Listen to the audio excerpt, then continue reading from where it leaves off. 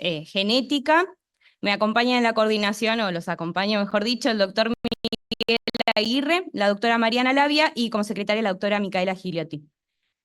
El primer tema es manejo interdisciplinario del equipo tratante ante un feto con anomalías congénitas, a cargo de la doctora Alicia Masser, que es médica tocoginecóloga de la Universidad Nacional de Córdoba, especialista en medicina fetal por la FMF, miembro del programa de medicina materno-fetal de la nueva Maternidad Provincial de Córdoba, miembro del Centro de Diagnóstico Prenatal Diagnus y miembro de la comisión directiva de SADIP.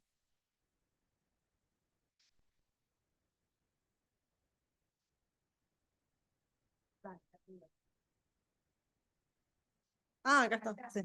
Hola, bueno, buenos días a todos.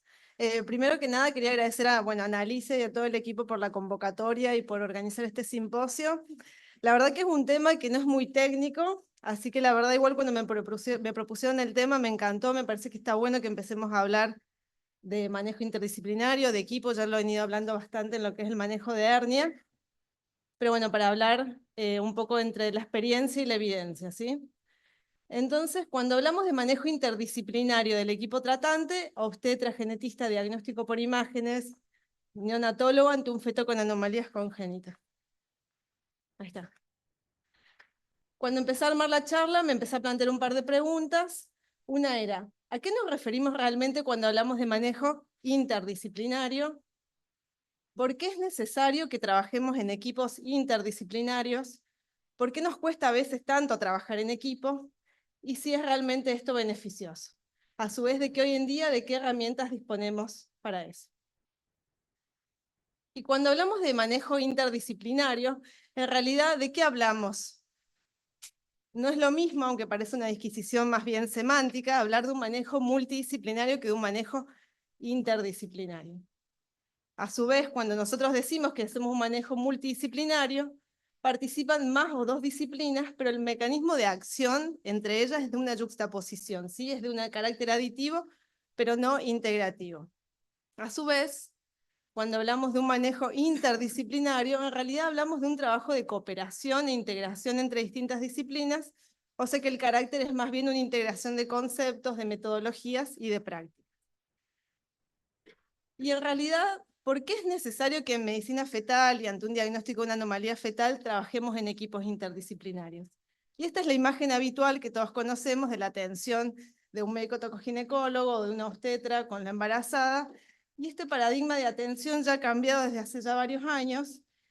Y esto fundamentalmente es porque la subespecialización cada vez mayor de la medicina, junto a los avances y los diagnósticos cada vez más precoces, junto a este enfoque también, que es mucho más integral de la salud de las pacientes, nos conduce a que tengamos la necesidad de trabajar en equipo interdisciplinario.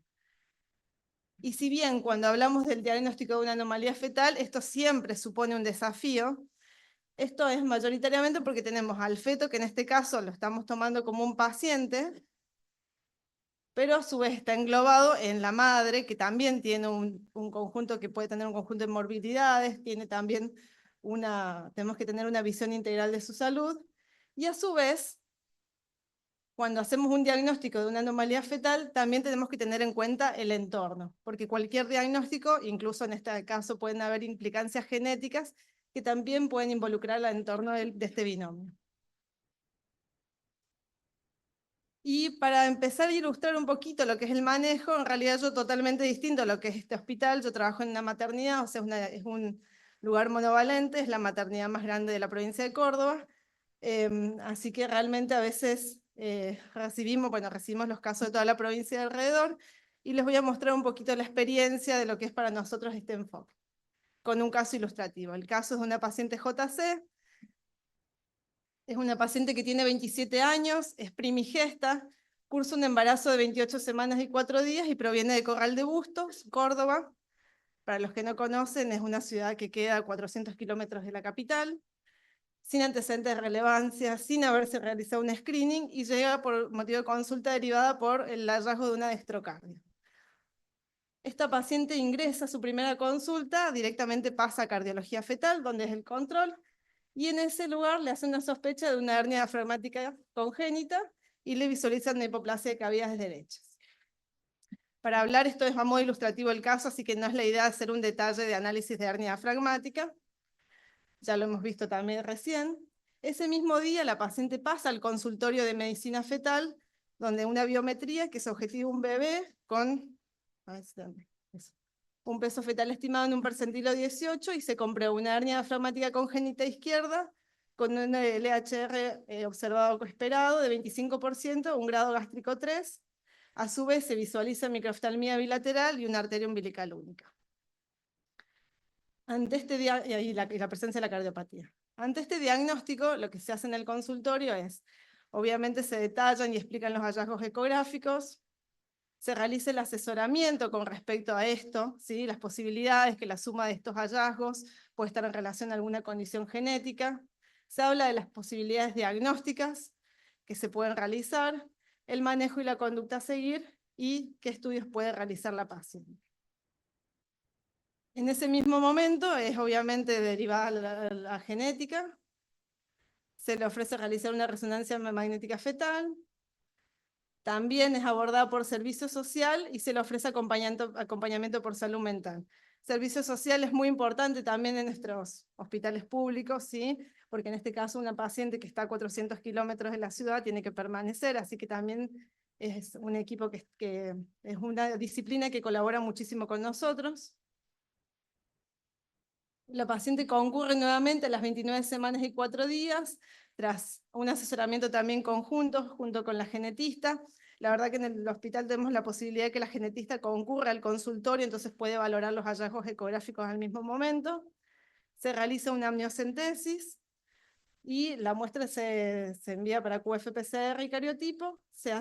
La paciente presenta serología negativa, es 0 RH negativa, así que también es derivada en ese mismo momento a hemoterapia.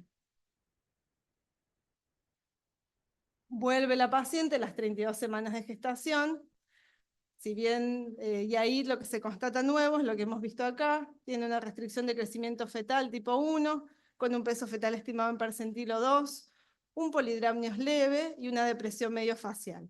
Los genitales externos impresionan femeninos. Sí, estos son los hallazgos distintos a las últimas ecografías. La resonancia magnética fetal, la verdad que no nos cambia mucho, pero también lo pudimos realizar.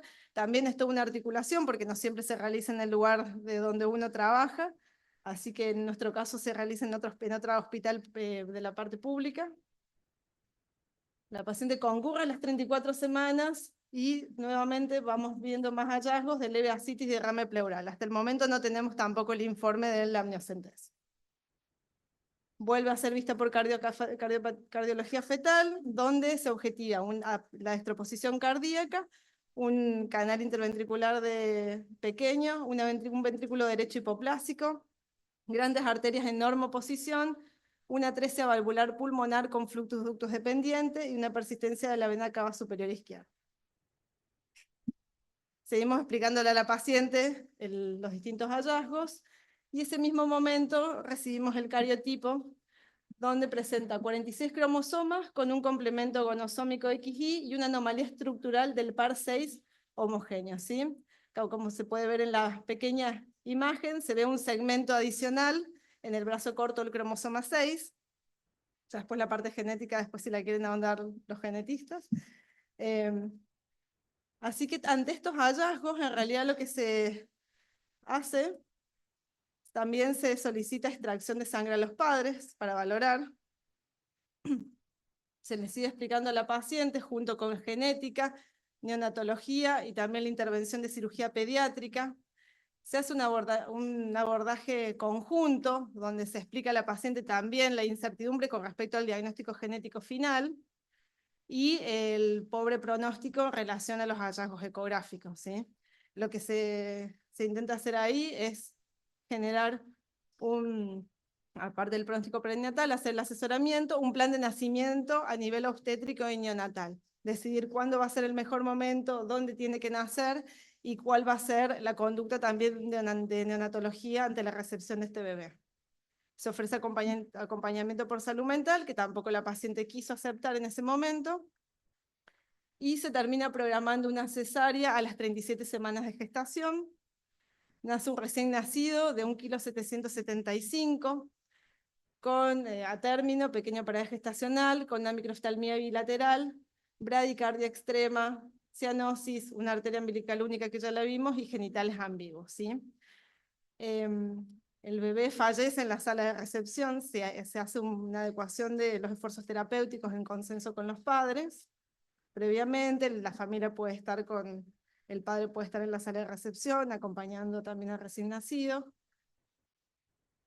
Y luego de esto, si bien no ha sido el desenlace más feliz, se le extrajo sangre a los padres, al padre en este caso, y lo que se pudo visualizar es una traslocación balanceada entre los cromosomas 2 y 6, ¿sí? Entonces tenemos acá el brazo corto del cromosoma 2, tiene una porción que está inserta en el brazo corto del cromosoma 6. Esto es un poco como para ilustrar la parte genética, como esta porcioncita superior en el brazo corto del cromosoma 2 es la que está en el padre, en el brazo corto del cromosoma 6, ¿sí? Que en este caso está balanceado. Se termina de estudiar también a la familia, ¿sí? A raíz de todo esto, y se encuentra que también esta traslocación está en el hermano y en la hermana, que serían, para los que a veces nos cuesta la parte del árbol, este sería el feto, este sería el papá, la mamá, o sea que el hermano y la hermana también presentan la misma afección, en este caso estaban embarazadas, también estaba esperando un bebé el hermano, que también a este se puede estudiar y a este no se llegó a estudiar, y también la madre, o sea la abuela del feto también tenía esta alteración. Lo que al final se pudo determinar es que en realidad este segmento extra adicional que encontrábamos en el cromosoma 6 impresionaba ser parte del brazo corto del cromosoma 2, o sea que habría heredado un cromosoma 2 normal de la madre, un cromosoma 2 normal del padre, y el adicional del cromosoma 2 que se hubiera insertado en el cromosoma 6 del recién nacido, llegando al diagnóstico de una trisomía parcial 2P. Si bien lo ideal hubiera sido hacer un array, la verdad que no estaba disponible para nada en ese momento, y terminamos con este diagnóstico. Un poco para ilustrar, porque la verdad que tampoco teníamos mucha idea de esto, realmente concordaba completamente con los hallazgos que habíamos tenido, un fallo del crecimiento, anomalías oculares, defectos cardíacos, hipoplasia pulmonar, hernia diafragmática y anomalías urogenitales. La importancia de esto en realidad para nosotros fue este manejo interdisciplinario, como hemos visto, trabajó desde servicio social, hemoterapia, salud mental, cardiología, diagnóstico por imágenes, medicina fetal. Lo que nos permitió a nosotros fue hacer una evaluación diagnóstica de la patología según la complejidad, hacer un procedimiento invasivo diagnóstico, poder preparar y acompañar a la paciente y a su entorno en este momento, y hacer un asesoramiento pre y postnatal de las pacientes y de la familia. O sea que al hacer un diagnóstico de una anomalía fetal, no solamente nos centramos en el feto y en la madre, sino también en todo el entorno al que podemos alcanzar. El equipo de salud pudo conocer a la paciente y del paciente por venir, incluso la paciente pudo conocer y su entorno al equipo que le iba a atender. Se pudo planificar el momento oportuno en el centro de complejidad adecuada y también se pudieron consensuar las medidas a tomar en conjunto. Si bien esto dista mucho de ser perfecto, obviamente, la idea de nosotros en nuestra maternidad es que creamos ya hace un par de años un equipo perinatológico, donde por supuesto la idea es trabajar básicamente con medicina fetal en tocoginecología, neonatología, genética, cirugía pediátrica y diagnóstico por imágenes. Habitualmente en el consultorio de medicina materno-fetal hacemos obviamente la evaluación de los hallazgos ecográficos, determinamos el manejo y seguimiento, controlamos también la gestación, evaluamos la necesidad de procedimientos invasivos, la terapéutica intrauterina y posibilidades también de interrupción de la gestación. En lo que compete a neonatología, se hace siempre ese asesoramiento prenatal, explicándole cómo es la recepción, se permite obviamente el ingreso de la persona que la paciente elija en la sala de recepción y en el parto o en la cesárea. se explica cómo va a ser el manejo en la terapia, cuándo pueden entrar, que en realidad es el ingreso irrestricto a los padres, cómo se planifica el nacimiento y la recepción. A nivel de genética se asesora pre y postnatalmente y se consensan los procedimientos diagnósticos. Incluso cuando tenemos un feto muerto, interrupciones u óbitos, citamos a las pacientes habitualmente al mes como para poder hacer un cierre y valorar también todos los resultados. Cirugía pediátrica, se asesora en relación al manejo quirúrgico, se hablan con respecto a las posibles complicaciones y las implicancias pronósticas. También se brinda el consentimiento informado en la cirugía, muchas veces en el mismo lugar, en el mismo momento del asesoramiento, así los padres también pueden entender un poco más de lo que va a ser la cirugía posteriormente y conocer al equipo de trabajo.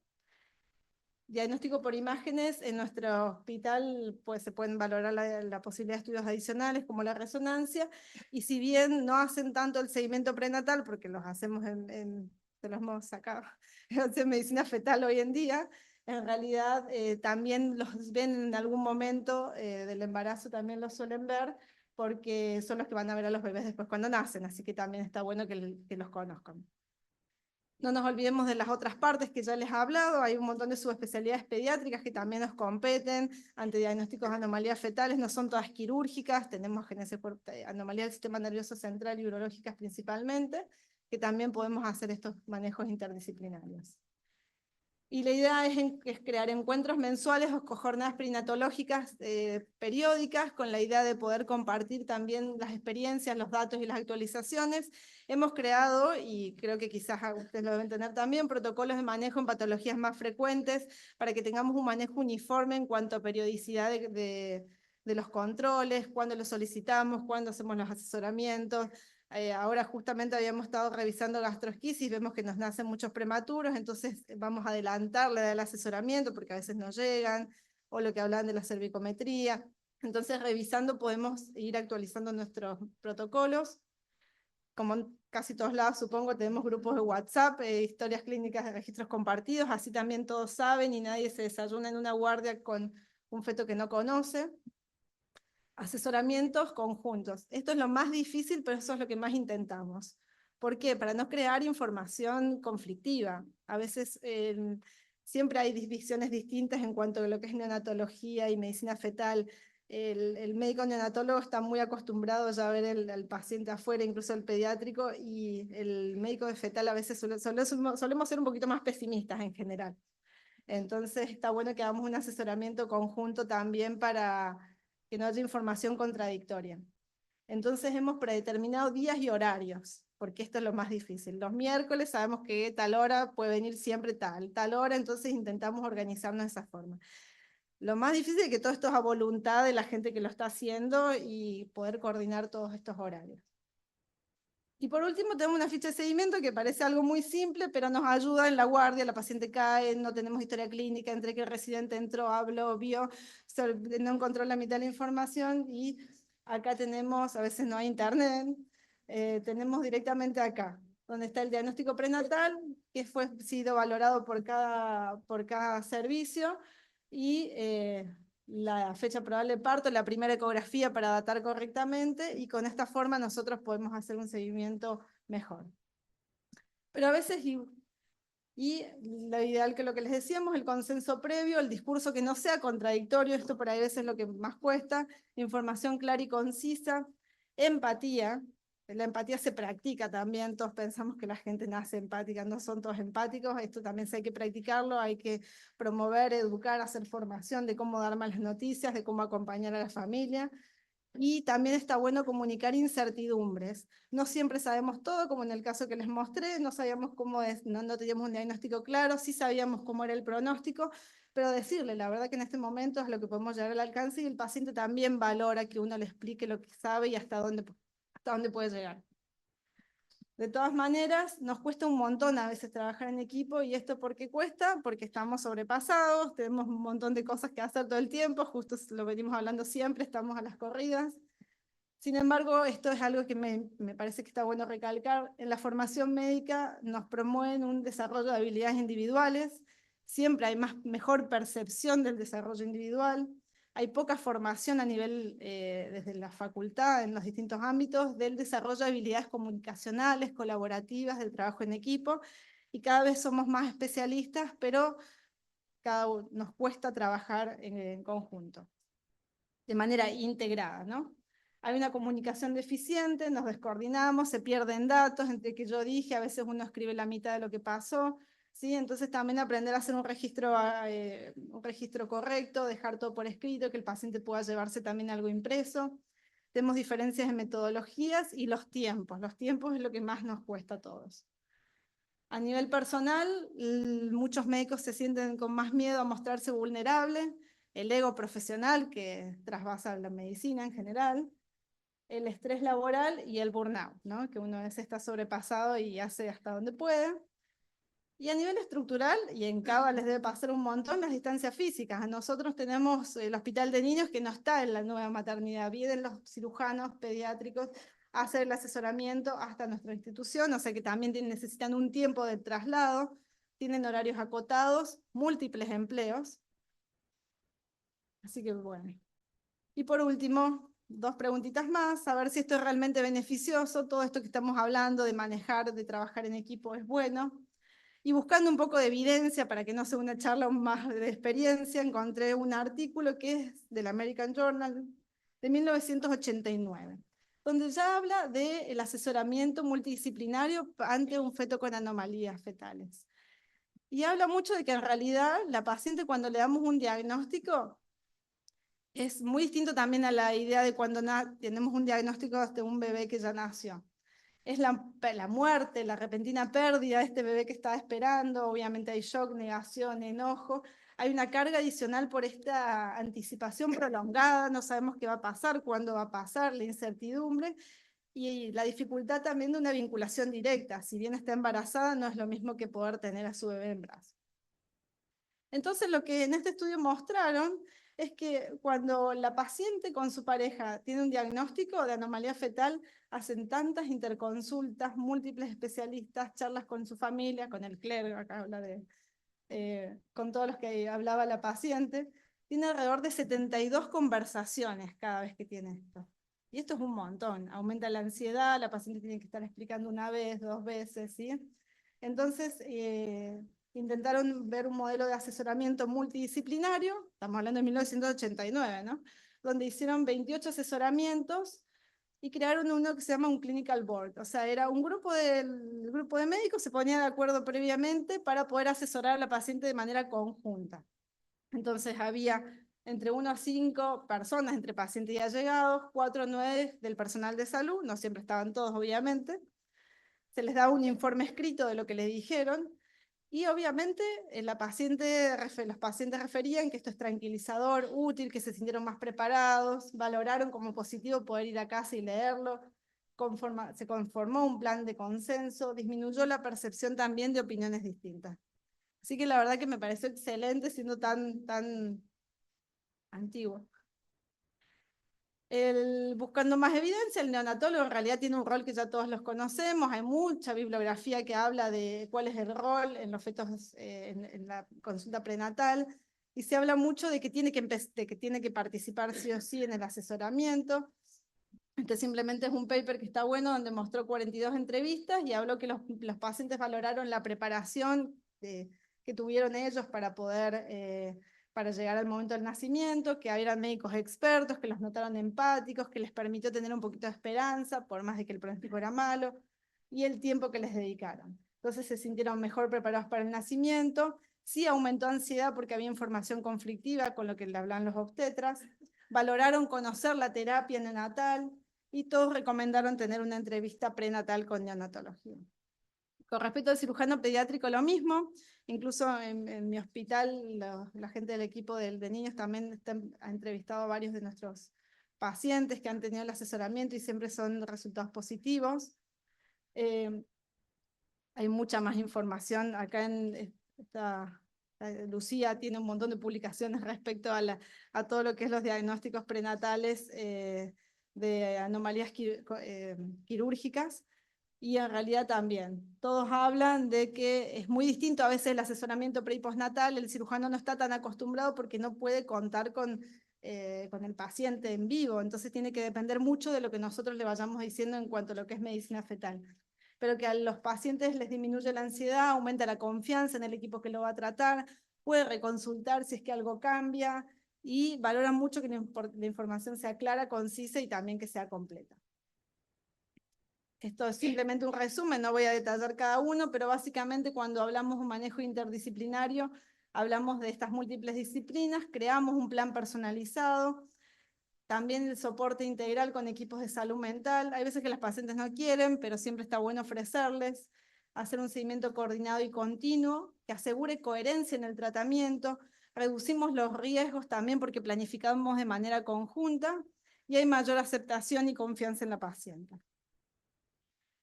Y ya para finalizar, valoramos con qué herramientas disponemos hoy en día.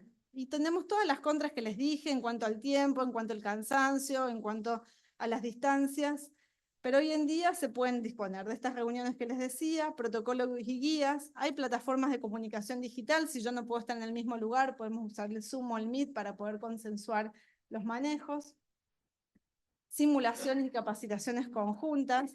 Nosotros no hemos tenido tanta experiencia en simulaciones, solamente algunos casos de un siamés que hemos tenido ahí en el hospital, pero la idea, creo que acá en el Garrahan hacen bastantes simulaciones, está bueno hacerlo, ver cómo se trabaja en equipo, ahí uno encuentra los errores, sistemas de información electrónico que sean compartidos. Y no nos olvidemos que se puede aportar a la paciente material audiovisual simple, material audiovisual interactivo, hay páginas web, y las impresiones de 3D. Las impresiones de 3D a veces les ayuda también a poder tener una idea mucho más clara de con qué se van a enfrentar cuando el bebé nazca. La telemedicina, que ya la hemos conocido bastante en la época de la pandemia, pero a cortas distancias. Si yo incluso puedo hacer una consulta con Buenos Aires, con algún médico especialista, posibilidades de coordinación eficiente, optimiza el seguimiento, ayuda a las familias, reduce los costos y, por supuesto, que podemos hacerlo en casos de emergencia también. Así que ya para finalizar un poco, es concluir que la importancia del enfoque interdisciplinario para optimizar los recursos y mejorar los resultados, la necesidad de que haya formación también dentro de nuestros lugares como en la universidad o en las residencias, de desarrollo de habilidades colaborativas, que también hay responsabilidad de las instituciones por valorar y promover este trabajo en equipo, porque si no parece que es pura voluntad y uno ocupa también su tiempo en esto. Promover una medicina con un enfoque centrado en la salud integral de la persona gestante y también del feto, utilizando también las herramientas que hoy en día disponemos. Así que parece que trabajar en equipo de medicina fetal hoy no es que es posible, sino que parecería que es incluso mandatorio. Así que, bueno, muchísimas gracias.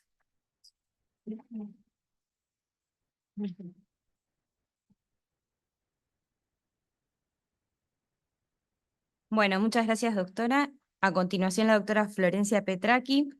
La doctora es especialista en tocoginecología y genética médica, directora de la carrera de especialización en genética médica en CEMIC y miembro de la comisión directiva de SADIP y SOGIVA.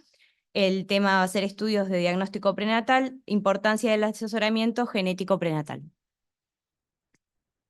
Bueno, gracias por la invitación.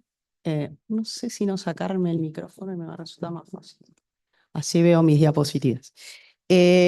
Bueno, lamentablemente me van a tener que aguantar más de lo esperado porque la doctora que tenía que venir a dar la segunda charla no pudo por un tema personal, así que se me hizo más largo de lo que esperaba. Es un problema eso.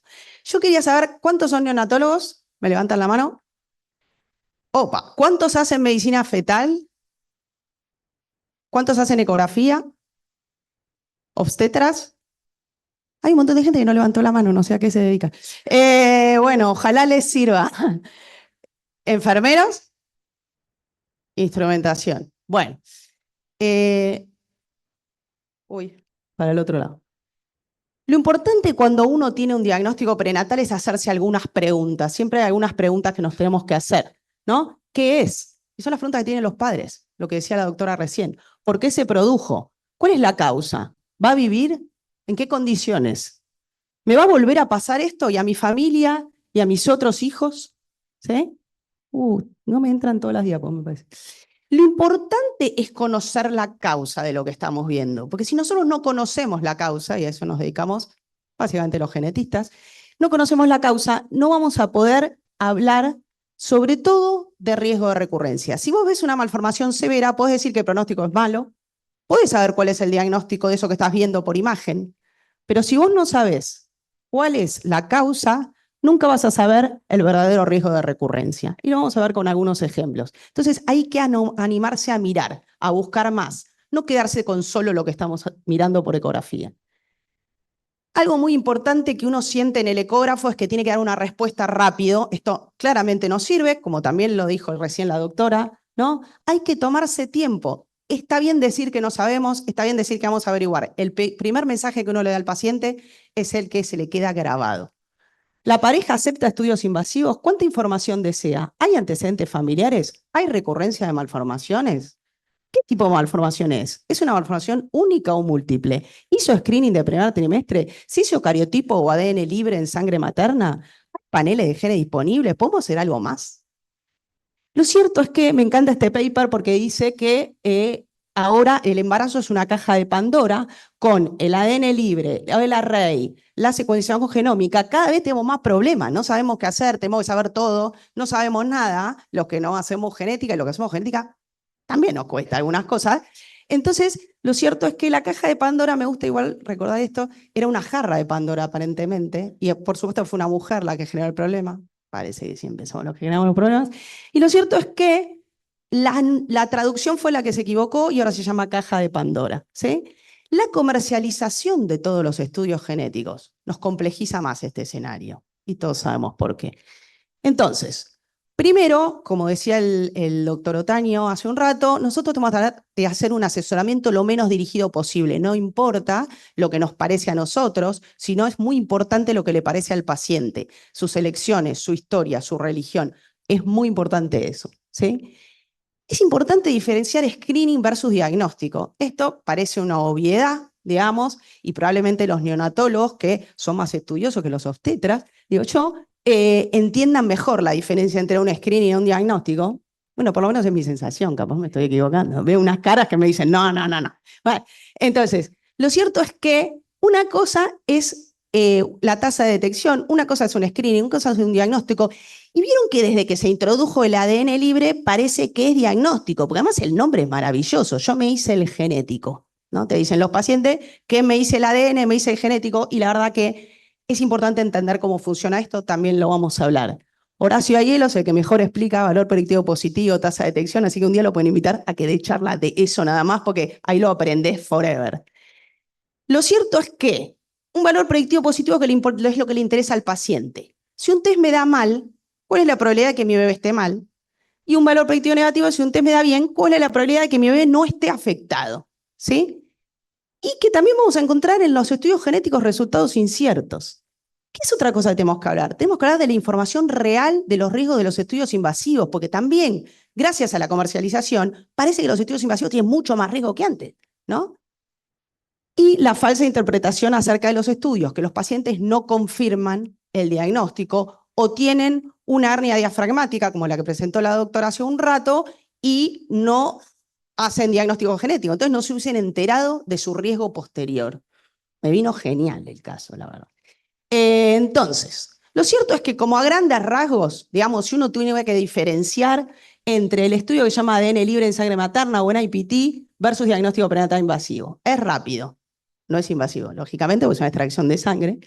Detecta anomalías de cromosomas y de ediciones y duplicaciones mayores a 5 mega. Después vamos a ver que se ofrecen hasta de menos y vamos a ver que cada vez se estudian más cosas. Es incompleto. Un positivo requiere diagnóstico. O sea, no te alcanza con que sea positivo, porque el ADN libre funciona mucho cuando da bien, no funciona tanto cuando da mal. Cuando da bien, como lo más probable es que lo esté bien, bueno, probablemente esté bien. Ahora, cuando da mal, igual puede ser que esté bien. Ojo con eso. Tiene escasos resultados dudosos, tiene un costo alto y la relación costo-utilidad frente a una malformación es mala. No es el estudio de elección, creo que lo voy a decir 832 veces. Pero bueno, el diagnóstico prenatal tarda más, es invasivo, tiene riesgo de pérdida fetal, 0,5% o menos, vamos a ver. detecta todo lo que detecta el ADN libre, es un diagnóstico definitivo, es más completo. Si vos haces array, podés detectar microdeleciones y microduplicaciones. Si haces un exoma, variantes patogénicas, mutaciones puntuales, tiene más resultados dudosos. Y ahora vamos a hablar un poco de eso. El costo es alto y la relación costo-utilidad de malformaciones es buena. Entonces, cuando revisamos los riesgos de la punción, ¿no?, que cada vez parece que son mayores, y en realidad cuando uno revisa la bibliografía, cada vez son menores los riesgos de la punción, ¿no? ¿Y por qué cada vez son menores? Porque en realidad cuando uno compara a la persona que vos le estás haciendo un estudio genético, no es la misma que población general. Entonces, no se puede hacer el estudio ideal, ¿no? No se puede hacer un randomizado, como decía Kipros. Y lo ideal sería tener un randomizado, ¿no? Para decir, bueno, sorteo, a vos te hago una punción, a vos no. Ya ciego no podría ser, porque a uno le metes una aguja y a uno no. Pero lo podría randomizar. No se puede hacer eso hoy. Y el punto del 0,5% viene de los años 70, cuando Badow punzaba sin ecografía. Imagínense, ni yo había, no, yo nací en el 70, pero casi no había nacido. Entonces, digo, lo cierto es que cuando uno busca los números parecen ser más bajos. Y miren, a Kollekar, que es uno de los que más tiene publicado, dice que los riesgos relativos al procedimiento invasivo son mucho menores de lo que generalmente se cita, sobre todo con controles de riesgo similares. Porque ¿a quién punzás? Al que tiene un PAP abajo, al que tiene una TNA aumentada, al que tiene una malformación, al que tiene alguna restricción de crecimiento. Todos tienen más riesgo de detenerse per se. ¿Se entiende? Entonces, estamos sumando mal, perdón. Entonces, esto no sé si lo debería explicar o no, pero bueno, me parece que no está mal. Uno dice, bueno, ¿saben qué es el array? ¿Quién no sabe qué es el array? ¿Saben todos? Genial. Una, bien. Dos, tres, bien. ¿Quién no sabe qué son los exomas o la secuenciación de exoma completo? Saben todos, buenísimo, más corto. Lo cierto es que el array lo que hace es comparar ADN problema con ADN sano y lo que detecta es si sobra o falta un poquitito más de ese ADN, ¿sí? Y lo cierto es que hoy en día es el estudio de elección. Tiene mayor resolución que el cariotipo, identifica mejor los hallazgos que el cariotipo. El SNP array te permite detectar algo que se llama disomía uniparental, no necesita cultivo, es automatizado, es menos subjetivo. Es verdad que no te detecta traslocaciones balanceadas, pero no nos importa mucho. Las que nos importan son las desbalanceadas, ¿sí? Pero no manejo, tengo un problemita con el coso. Lo cierto es que, bueno, el array es de elección, como les decía, ¿sí? Es el primer estudio en niños con retraso madurativo, efectos congénitos o trastornos del espectro autista, detecta un 20% más que el cariotipo convencional. En el 2019, array en todos los casos de diagnóstico prenatal invasivo, decía Leico, o sea, hoy ni se discute. Es cierto que no detecta mucho más, pero detecta más. Entonces vos decís, un 6% más, un 5% más. En muerte fetal también, en TNA aumentada también, en malformaciones en general también, en malformaciones múltiples, bueno, también. ¿Y por qué no está tan expandido por el mundo? O sea, nosotros hacemos array, pero la verdad es que la mayoría de la gente que hace diagnóstico prenatal invasivo hace solo cariotipo, las obras sociales no me lo cubren, los pacientes no saben lo que es, entonces como no saben lo que es, no lo aceptan, ¿sí? Tiene que ver con la comercialización. El ADN lo comercializó una empresa, el array lo comercializaron los médicos. Somos los peores para comercializar cualquier cosa, hasta nuestra propia actividad. Lo cierto es que un 30% podés detectar cuando tenés una malformación fetal con una QF-PCR que ve los cromosomas más frecuentes, 21, 18, 13, XY. Vos le haces un cariotipo, agregás un 5% más de diagnóstico, puede haber una anomalía en otro cromosoma menos frecuente. Vos le haces un array, detectás un 6% más de diagnóstico. Con todo eso agarrás un 40%.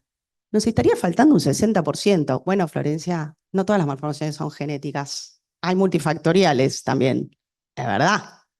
Pero que a mí me expliquen que algo no es genético. No se enferma el que quiere, sino el que puede, ¿no? Cuando vos tenés una infección, es infeccioso, no es genético, Florencia, es verdad. Pero porque alguien se infecta más grave que el otro. Eso no es genético. Bueno, nada, no voy a parar a discutir más. ¿Qué es la secuenciación del exoma completo?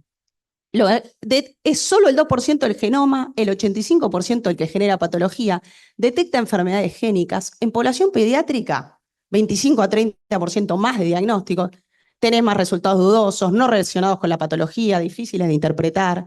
Requiere una interacción médico, laboratorio, genetista. O sea, la diferencia entre el array y el exoma es que el exoma te detecta mutaciones puntuales. El array no te lo puede detectar, ¿sí? Entonces, lo que nosotros decíamos normalmente para explicarle a las pacientes es, el cariotipo es el número de bibliotecas que vos tenés. Tenés 46, es normal. Tenés 47, tenés una de más. Tenés 45, una de menos. Ahora, si te sobra o te falta un estante de esa biblioteca, eso lo ves con el array, ¿sí? Y si tiene un libro alterado, eso lo ves con el exoma, ¿sí? Más o menos como para entender. Lo cierto es que en exomas hay números importantes hoy en día y la verdad que en prenatal el estudio de elección ahora empieza a hacer exomas con CNVs. ¿Qué es? Que vos le haces una secuenciación exómica y además detectás si te sobra o te falta un pedacito de cromosoma. No detecta el mismo tamaño que el array, pero eso es un poco finito. Lo importante es que, fíjense, hoy en día hay mucha publicación nueva al que le interesa. Esto va a salir en diciembre y cuando te metes a buscar los papers, es Best Practice and Research del 2024, este paper está buenísimo porque resume todo, Impact of Prenatal Genomics. Pero es toda una publicación que si vos decís, tengo acceso o no tengo acceso, pero de repente no sé qué apreté y me bajó el drive con todos los papers. Así que búsquenlo, porque el drive está.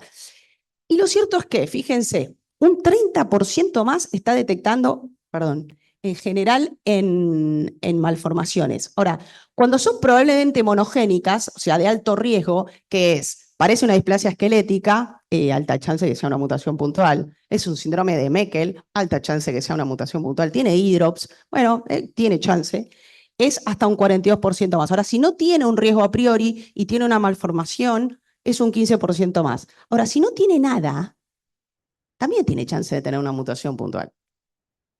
¿No? No tiene hallazgo ecográfico. Entonces, la clínica sigue siendo soberana, les pregunto. Hay problemas también con el exoma, ¿no? Tenemos problemas. La verdad que necesita, como decía la doctora Macea hace un rato, asesoramiento pre y post-test, explicarle que a veces no tenemos base de datos de fetos, que depende mucho del laboratorio, que se necesitan guías, es carísimo, a nosotros nos sale muy caro, tenemos pocas pacientes que aceptan. Tenés cobertura incompleta de genes, si vos estás buscando un gen puntual, capaz que te conviene secuenciar ese gen y no hacer un exoma. Encontrás hallazgos incidentales y secundarios que por ahí no querés encontrar. Este es un muy buen paper también, donde te dan ganas de no hacerle un exoma a nadie igual, te da un poco de miedo porque te dice todos los errores en los que puedes incurrir interpretando los resultados. Lo cierto es que hoy en malformaciones tenemos un checklist que si se llevan esto, estamos bien para mí. En general, todas requieren un estudio invasivo. Idealmente, con cariotipo fetal, array y exoma. No se puede, por lo menos cariotipo. ¿En quién no pedirías? Vos decís, bueno, malformaciones de la vía aérea pulmonar. Vieron que ahora dicen que no se dice más MAC, que es buenísimo MAC en realidad, pero no se puede decir más así. Gastroquisis y tumores fetales, es como de ADN fetal. Tampoco hay que decir ADN fetal. Hay que decir ADN libre en sangre materna, pero ADN fetal es más fácil. O por lo menos lo tenemos incorporado. Bueno, tumores fetales, estos no necesitarían un estudio genético porque es poco probable. Igual tumores fetales, te digo, tumores cardíacos fetales, chance de que es una esclerosis tuberosa, así que ese capaz que lo tengo que saber. Hoy un cariotipo no alcanza, sobre todo si es un malformado múltiple. Tienes que tratar de ir un poco más allá. Sobre todo si hay recurrencia. O sea, una familia tiene 2 veces la misma malformación, ¿puede ser multifactorial? Sí, puede ser multifactorial. Multifactorial es que básicamente no sabemos por qué pasa. Ahora, si le pasa 2 veces, puede ser algo genético, ¿no? Es más probable. O si los padres son portadores de una anomalía cromosómica estructural, como el caso de la doctora. Si el cariotipo es normal y no puedo hacer ni array ni nada más, bueno, puedo guardar ADN y al nacer evaluar por genetista o si interrumpe el embarazo, ver la autopsia, ¿sí? O si fallece el bebé, ver la autopsia. Y si no quiere hacer estudios invasivos la paciente, porque hay pacientes que no quieren, asesorar sobre la importancia de un diagnóstico y hablar de los beneficios e inconvenientes de hacer un ADN. Lo cierto es que nos cuesta avanzar en medicina, nos cuesta dejar lo que estamos haciendo. A mí viene la gente y me dice, quiero ir a aprender a punzar. Ni vengas. Si en breve no vamos a punzar a nadie, ¿no? Anda a estudiar genética, cómo se hacen los estudios genéticos, las predisposiciones genéticas, no vengas a aprender a punzar. Entonces, ¿por qué deberíamos ofrecer un estudio genético? Porque una misma imagen ecográfica puede ser causada por diferentes etiologías con diferentes riesgos actuales y futuros para la descendencia. Yo siempre pongo esto, por ahí los que me conocen o ya me escucharon, están aburridos, pero me encanta, tengo hasta el reloj. Salió un reloj de Swatch y me lo compré con la pipa de Magritte. Porque lo que dice la pipa es, esto es una imagen de una pipa, dice el cuadro, no es una pipa, pues es una imagen, no podés fumar en ella. Entonces lo que yo quiero decir es, cuando uno tiene un hallazgo ecográfico, todos sabemos qué es esto, los que hacemos ecografía. ¿Qué es esto? Una holoprosencefalia, perfecto. Tiene mal pronóstico, lo sabemos. ¿Sí?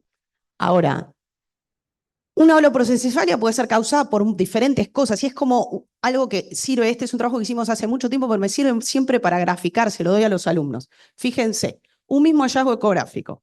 Puede ser por anomalías cromosómicas numéricas. Tuvimos 12 casos de trisomía 13, los más frecuentes. Hay trisomía 18, un caso de trisomía 16. Puede ser por anomalías cromosómicas estructurales. Y ahí, si uno tiene una anomalía cromosómica libre, la recurrencia, o sea, la chance de que le vuelva a pasar es muy baja. Igual a la población general. Si es una anomalía cromosómica estructural, bueno, depende cómo sean los padres, ¿no? Entonces, ahí, si los padres no tienen una anomalía cromosómica estructural y es solo del feto, la desbalanceada, como si el caso de la doctora, ese 6 que le sobraba, los padres no tenían nada, bueno, era mala suerte. Se fue de novo. Bueno, las anomalías estructurales pueden ser de novo desbalanceadas. Ahora, si los padres lo tienen, ya el riesgo es otro número. Y es la misma imagen. Y además, si tiene cariotipo normal, tuvimos un caso que tenía una mutación autosómica dominante. Si los padres tenían esa mutación, y vos me decís, ¿cómo lo van a tener los padres si tiene holoprosencefalia? No, porque tiene expresividad variable. ¿Saben lo que es expresividad variable? Que en una misma familia uno tiene una mutación y no tiene nada, o algo muy leve, y alguien tiene algo muy severo. Entonces, podía ser hasta 50% el riesgo de recurrencia. Y si los padres no lo tenían, riesgo igual a la población general. Y tuvimos 2 casos de Milden-Bliopitz, que es recesivo. El riesgo es 25%. Entonces, una misma imagen puede tener casi 0 a 25%, o a 50%, si alguno de los tenían una mutación. Si vos no tenés diagnóstico, porque no pudiste encontrar nada, no le pudiste hacer nada más que un cariotipo, le tenés que decir que su riesgo de recurrencia epidemiológico es hasta 20%. Nada, un detalle. Y como esto, hay otras malformaciones. No me voy a poner densa, pero estos son otros trabajos que tenemos publicados, que hicimos un algoritmo, las cardiopatías, por ejemplo. Y si tiene algo más, pueden ser distintos síndromes. ¿Amerita hoy hacer un estudio genético, una cardiopatía? Sí, amerita. En general, las chances son bajas. Lo que veo yo es todo poco frecuente. Estamos de acuerdo. Pero hoy amerita hacer un diagnóstico y están disponibles. Ventriculomegalia. Bueno, lo más probable es que no sea algo genético, pero puede ser, sí, puede ser. Hay que fijarse si tiene anomalías adicionales. ¿Sí? Al que le interesan los papers, se los muestro. Está bueno esto para tener en el ecógrafo. Porque dicen, a ver cómo estaba tal cosa. Porque la clínica quizás no es más soberana. Ustedes no saltaron tanto, pero cuando yo voy a hablar con los mastólogos se ponen locos, locos. Y sobre todo los más grandes, cuando digo que la clínica no es más soberana. Fíjense, este es un paper que me encanta. ¿Viste cuando te encanta hubiera haber escrito algo así? Me hubiese encantado. A partir de lesión intersticial recurrente 17q12, que empezaron a encontrar en recién nacidos, que se asocia a retraso madurativo, se asocia a diabetes de algún tipo, por ahí ustedes saben mejor que yo esto, lo que vieron es que fueron para atrás y se fueron a fijar cómo eran las ecografías. Excelente, excelente. Hay gente que es brillante y por eso publica. Y vieron que tenían todas riñones ecogénicos, pero con líquido amniótico normal. O sea, no todas, pero un porcentaje muy alto, fíjense. 88% tenían riñones ecogénicos. Entonces, ahí dijeron, ojo, ¿no le tendríamos que ofrecer prenatal testing para esta de lesión a todos los casos que tenemos riñones ecogénicos? No sé. Está bien, ellos estudiaron al revés, porque vieron de la patología y fueron para atrás. Entonces, de todos los riñones ecogénicos, ¿cuánto tienen esto? No tengo esa respuesta. Pero lo que quiero decir es cómo a partir de los estudios genéticos está cambiando la manera que vemos la medicina. Porque a veces los estudios moleculares matan la experiencia. Esta también me encanta. Este es un caso, Miguel siempre me pregunta quién fue el especialista y nunca le digo, porque esto no se dice. Porque a todos nos puede pasar. Estaba presentando la doctora su caso y yo dije, es una trisomía 18. y no era. ¿Se entiende lo que digo? Entonces, la experiencia y el sesgo nos hace equivocarnos muchas veces. Entonces, lo bueno es tratar de no tenerlo, ¿no? Pero bueno, es imposible, siempre tenemos sesgo. Entonces, fíjense, pareja no consanguínea, pre-embarazo, scan fetal normal 20 semanas. En el tercer trimestre, hallazgos compatibles con displasia esquelética, huesos largos cortos, tórax levemente estrecho, frontal ligeramente abombado, el ángulo del fémur aumentado, que es un diagnóstico presuntivo de acondroplasia. Sabemos cada vez que ponemos un ecógrafo arriba de una paciente y hay una displasia esquelética que por ahí no diagnostiquemos lo que nos parece, ¿sí? Porque hay muchas displasias esqueléticas, claramente requiere un estudio genético. ¿Nos sirve un cariotipo? No, no sirve para nada. ¿Nos sirve un array? Poco probable. Nos sirve ver un exoma, nos sirve ver mutaciones puntuales. Lo cierto es que le dijimos que podíamos ofrecer diagnóstico prenatal, guardar ADN, diagnóstico con paneles de genes, ADN para monogénicas. Bueno, la señora nos aceptó que le hiciéramos el estudio genético, pero lo quería interrumpir. La autopsia se hace radiografía, clínicamente se consulta con una especialista en displasias esqueléticas, nos dice sic tanatofórica. Bien, dijimos nosotros, bueno, obviamente que nosotros nos podemos equivocar, por supuesto, y además este no es el tema. Por supuesto que nos equivocamos todo el tiempo con displasias esqueléticas. El tema es que dijimos, uy, la señora lo terminó igual y pagó, porque en ese momento había que pagar para terminar un embarazo, y se hubiese muerto igual, porque la tanatofórica es letal y la acondroplásica no. Y ante discrepancias diagnósticas, bueno, pedimos el panel. Y era una acondroplasia.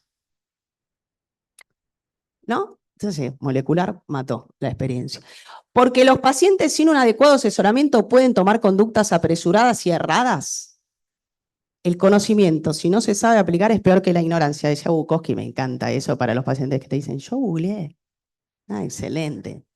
Le digo, y yo hice 2 residencias en vano, porque si vos googleaste, no sé para qué las hice googleado. Pareja no consanguínea, primer embarazo, el padre tenía un primo afectado con Prader-Willi. En la semana 10 se hacen en IPT con micro de lesiones que tiene un valor predictivo positivo bajo. Hoy es un poco más que el 5%, pero en ese momento, de lesión del 15. No hizo diagnóstico, termina el embarazo. Sin diagnóstico, esto es lo que no hay que hacer, sobre todo para de lesiones. Me va a quedar corto el tiempo. Segundo embarazo, semana 10 de nuevo, en IPT para micro de lesiones, de nuevo le da de lesión del 15, de nuevo no hace diagnóstico y termina el embarazo. Ahora vos decís, si esto no es heredado, yo me dedico a otra cosa, Florencia. ¿No? 2 veces. ¿Puede ser? Puede ser, tenés mucha mala suerte. Estudio. Le hacemos el estudio. Ya vienen con esto. Cariotipo normal. FISH para de lesión del 15 normal. O sea, ninguno de los padres tenía una de lesión del 15. Dijimos, bueno, hagamos un array a los padres. El padre es portador de un polimorfismo benigno en el cromosoma 15. Y me dicen los que hacen el array, lo consulté afuera, y me dicen, nosotros esto ni lo informamos porque es un polimorfismo muy benigno. Ahora, ¿puede ser que ese polimorfismo te haya dado 2 veces el positivo? Sí, me decía, puede ser. Entonces, otra cosa que podía ser es que hubiese lo que se llama homozaicismo gonadal. O sea, que o el padre o la madre tuviesen en sus óvulos o sus espermatozoides una deleción, y por eso tuvieron 2 hijos con una probable deleción que no estaba confirmada. Entonces le ofrecimos igual estudio genético. Nosotros si podemos meter una aguja, metemos. No, mentira. Mentira. Pero le ofrecimos una punción, el array fue normal. De esa manera nos aseguramos. Claramente no tiene una deleción del 15. ¿Sí? Porque los estudios son caros y a veces no nos dan los resultados que nosotros queremos o que necesitamos. Fíjense, otro caso. Pareja consanguínea, no consanguínea, perdón, 31 años, translucencia del primer trimestre, normal, eco en semana 20, restricción de crecimiento de 16 semanas te da una restricción. Después vamos a tener unas diapos de restricción. Intestino ecogénico y probable fisura labiopalatina. Le hacen ADN para todos los cromosomas, normal. Esto es lo que no hay que hacer, pero bueno, nada, los pacientes a veces no quieren o ya vienen con esto. A las 21 semanas, la doctora Juárez Peñalba del Austral le hace una ecografía, el feto está muerto, tiene restricción de crecimiento con desproporción cefálico-caudal, que sugiere triploidía, manda material fetal a analizar. ¿Qué le hacen? MLPA de subteloméricas. Y que el MLPA de subteloméricas detecta una ganancia 20P y la autopsia dice que tiene agenesia de esternón, labio leporino y restricción. Y vos decís, ¿cómo se...? agenesia de esternón. ¿Cómo no lo vieron? No, porque en ecografía dice, ¿cómo tendría el pecho? Todo eso. Entonces, ¿qué hicimos? Revisamos el informe de MLPA porque decía ganancia 20P, esa puede ser la causa. No, mirá, esa duplicación 20P es normal. En la mayoría de los casos es heredada. Se mantiene la sonda porque nos importa si falta el 20P, no si sobra. Si sobra no es patológico. O sea, no teníamos diagnóstico. Parecía una triploidía. Llamamos al de la autopsia y me dice, no, el esternón puede no verse, puede ser por lesión fetal en la expulsión. Ah, dale. Yo me creía siempre que la anatomía patológica le tiraba la posta. No es así. Hay que llamar a los que hacen la anatomía patológica, el trabajo en equipo, como decía la doctora. No te quedes con lo que te dicen. Porque a veces decís, no, es de sexo tal, porque no, me dijo la paciente. No, ojo.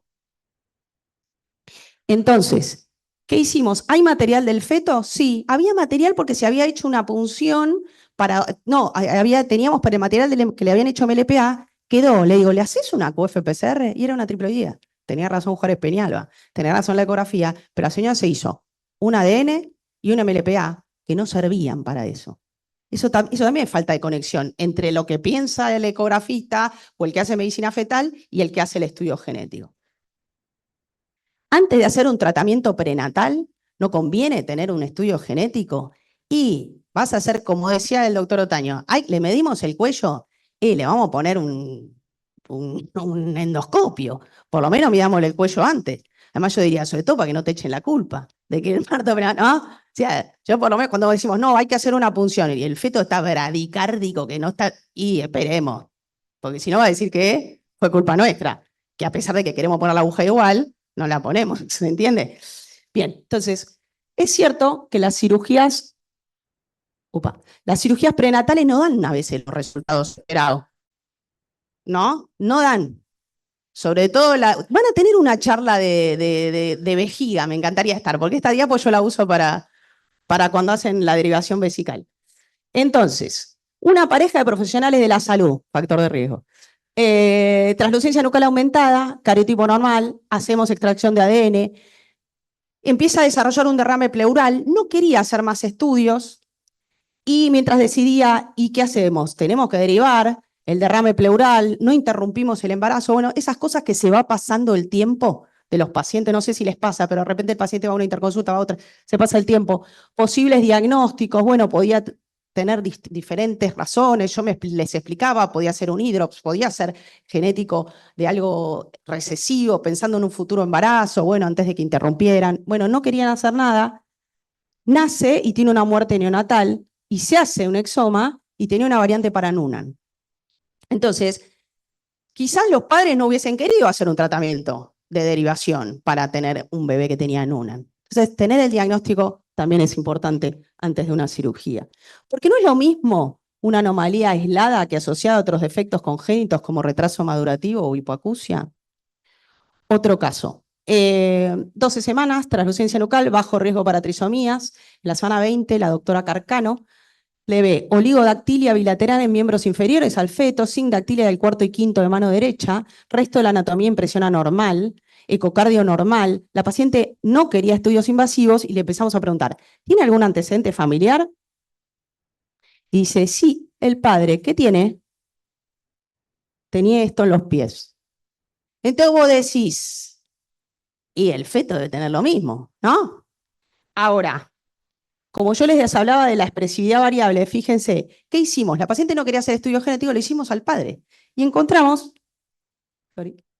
que tenía en el array una ganancia que es específica de un síndrome, ¿sí? Que es Split Hand Foot Malformation Syndrome tipo 3, que no se asocia ni a hipoacusia ni a retraso madurativo.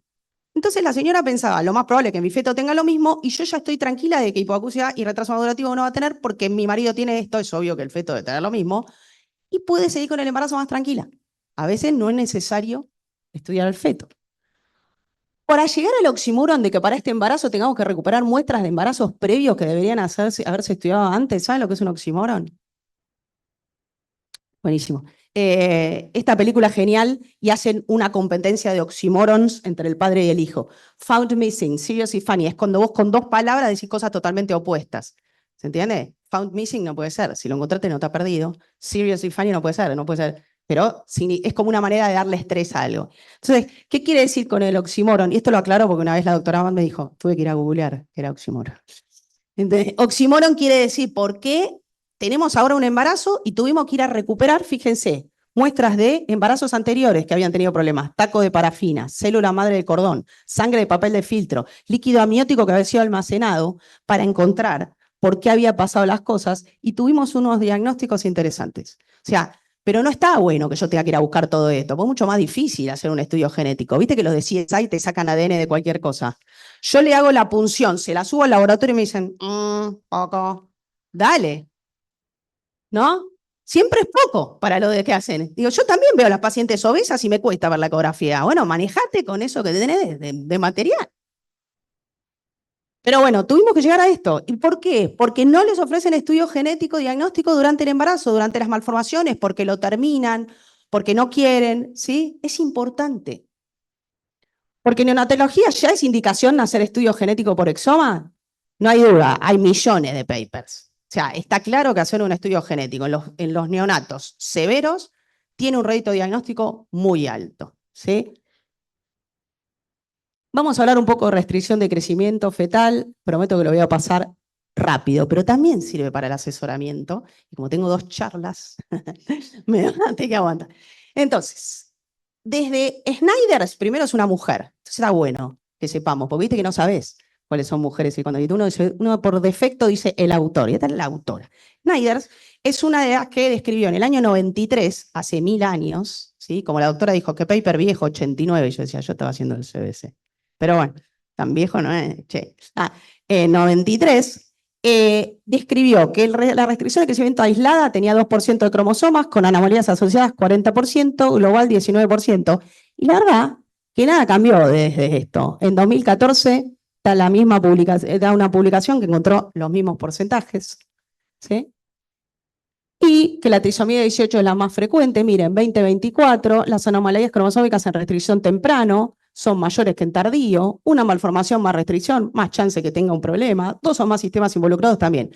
Ahora, es re común que a todas las restricciones le empiecen a pedir estudio de trombofilia y no le pidan estudio genético. Es así. Malformaciones ya tenemos un poco más de derivación, pero restricción poca. Por eso lo traje. Lo cierto es que a nosotros nos enseñaron que si vos tenés más probabilidad de que sea causa genética cuando la restricción la tenés con malformación, con líquido amniótico normal o aumentado, que era la paciente, la doctora, restricción, líquido polidramios, cardiopatía, no me acuerdo qué más tenía, yo dije, SAC, trisomía 18, no era, de nuevo. Pero sí, claramente se merecía un estudio genético esa paciente. Restricción precoz, es más probable que sea genético, simétrico, edad materna avanzada, marcadores ecográficos, screening positivo de anomalías cromosómicas. Y es menos probable que la restricción sea genética si es aislado, tiene oligoamnios, tiene un Doppler alterado, es tardío, es asimétrico, tiene antecedente de hipertensión, tiene trombofilia. Duden de todas las trombofilias que andan dando vueltas. Pero bueno, lo cierto es que hay que realizar estudios invasivos en restricción. ¿Qué dicen las guías? Y yo revisé. Tac, tac, tac, tac. Todas las guías de los distintos lugares.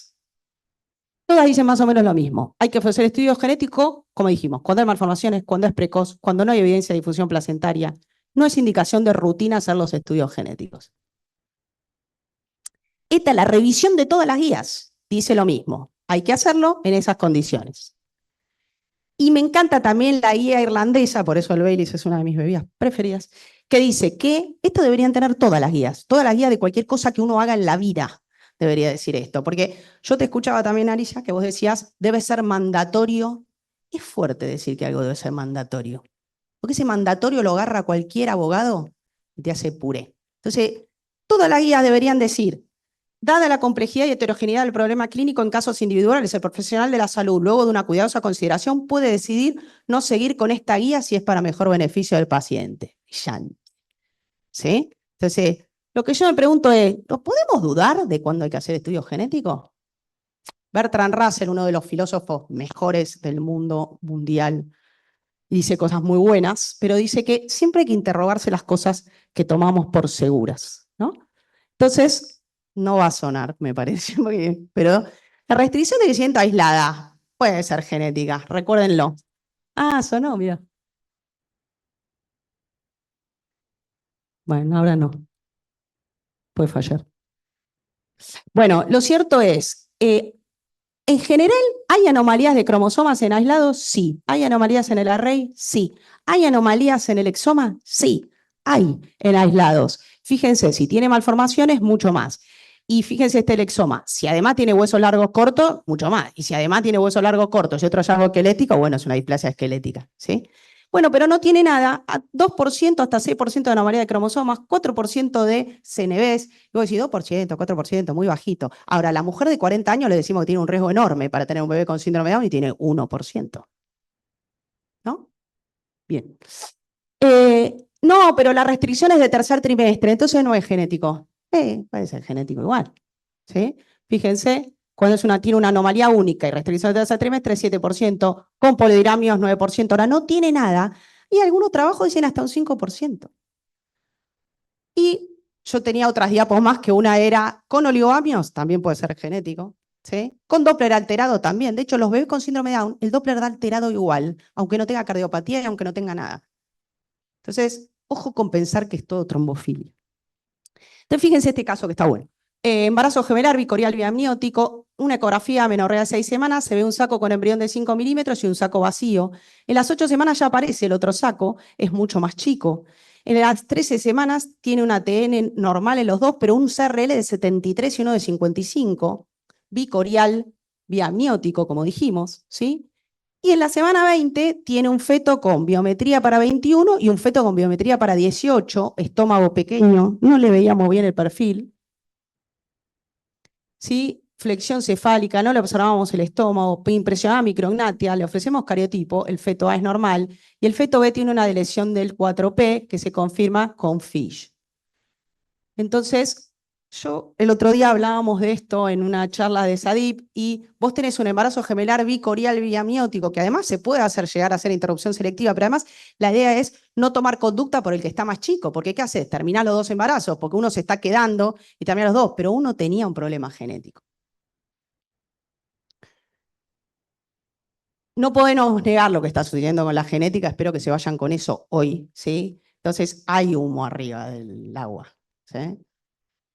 Entonces, para restricción precoz y simétrica, para precoz y cabeza grande, pensar en triploidía, asociación con polidramios o líquido normal, asociación con una o múltiples malformaciones, asociación con marcadores blandos ecográficos, ausencia de anomalías del Doppler, ausencia de evidencia de difusión placentaria, deseo de los padres, siempre hay que pedir un estudio genético en restricción. Ahora, yo me pregunto, ¿por qué no siempre? ¿Sí? Bien, y unas últimas palabritas, quiero ver cuánto me queda, sobre ADN libre. Me quedan 2 minutos nada más. Bueno, ¿qué es? ¿Cómo funciona? ¿Para qué sirve? ¿Para qué no sirve? Puede fallar. Un cariotipo fetal se obtiene solamente por estudio invasivo, ¿sí?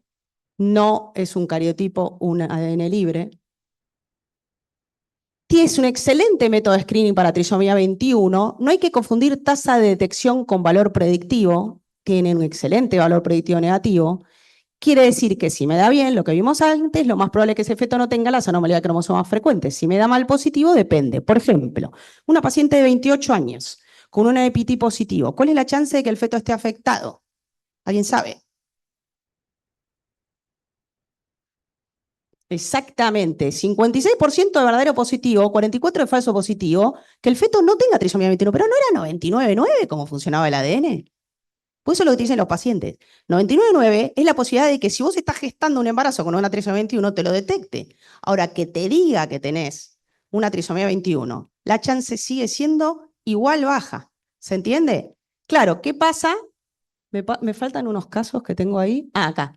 Hay un calculador de riesgo que está bueno, porque vos decís, yo tiene el ADN, le hago la translucencia, me da un riesgo medio dudoso. Hay un calculador para que vos puedas saber cuál es el riesgo, ¿sí? Entonces, por ejemplo, una mujer de 42 años, ayer se presentó en un grupo, ADN libre positivo para trisomía 18, ecografía con translucencia nucal y parecía un onfalocele.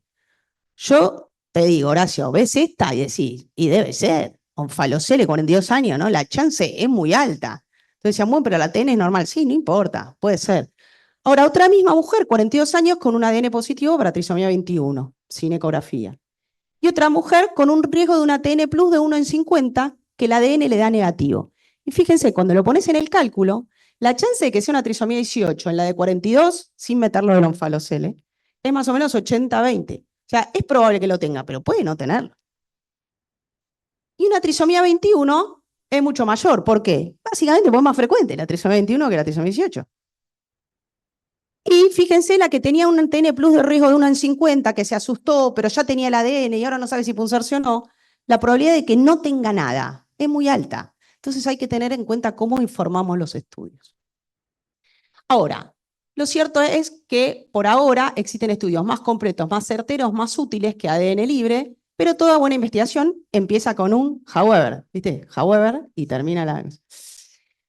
En malformaciones fetales, es cierto que hoy, de nuevo, array, exoma con CNV, no tengo nada cariotipo. Nosotros revisamos esto, es un trabajo que hicimos, y estudiamos los fetos con translucencia nucal aumentada o malformaciones con cariotipo normal, a las cuales les hicimos o array o exoma, y 1 de cada 4 casos obtuvimos un diagnóstico. Entonces, vale la pena hacerlo, ¿sí? Casi la mitad se interpretó el hallazgo como de novo. De novo, está bueno porque vos le decís, viste que los obstetras siempre dicen, esto no te va a pasar, fue 1 en 1.000.000 por ahí. Vos decís, no, 1 en 1.000.000, casi hay pocas cosas, pero si vos tenés esto y el estudio genético es de novo, sabés que es verdad que el riesgo es bajo. O sea, no está mal decirle que es poco probable que le vuelva a pasar, porque la mayoría son de novo. Ahora había un tercio, un alto riesgo de recurrencia para futuros embarazos, 25-50%. Es importante saberlo.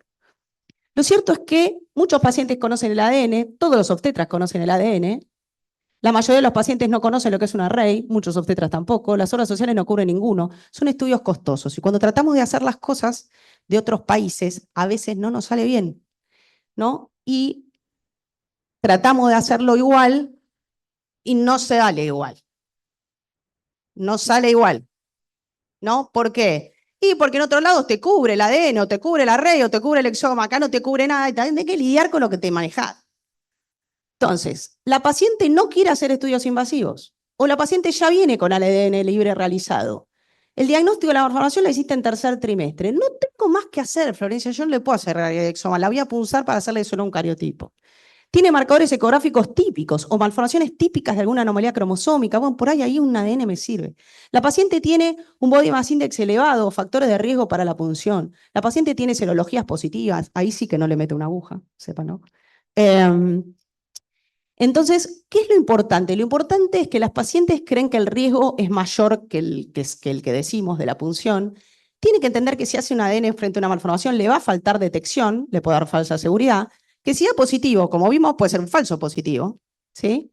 Entonces, hay varios papers, los llevo a que lo lean, ¿sí? El problema es no confundirse con que la causa vamos a encontrar con un ADN libre, nos puede ayudar, ¿sí? Entonces, si tiene una malformación aislada y no va a interrumpir el embarazo y entiende que es un estudio de certeza, ¿lo podemos pensar? Sí, la tenemos que asesorar bien, con todas las parafernalias y las herramientas que dijo la doctora. Entonces voy a decir, un feto de tercer trimestre con atresia duodenal y polidramios. Y sí, es una trisomía 21. Entonces, si le hacemos una ADN-MDA, es lo más probable que sea. Otra, fetotenia aumentada, marcadores bioquímicos bajos, cardiopatía, quiste de plexo coroideo, dedo superpuesto. Y si le da trisomía 18, y debe ser, me sirve.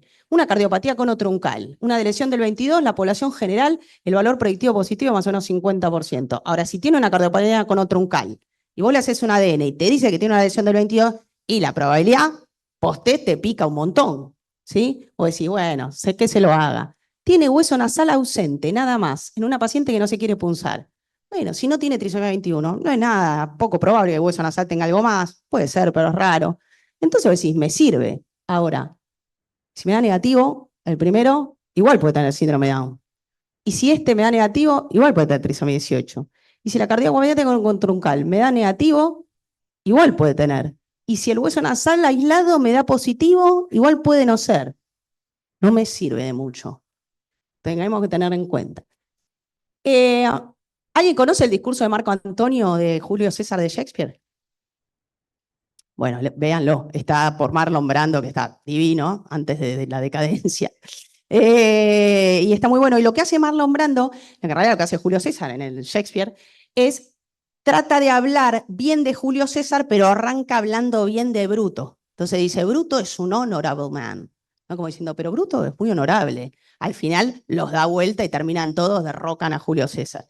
Lo que yo quiero hacer es con esto.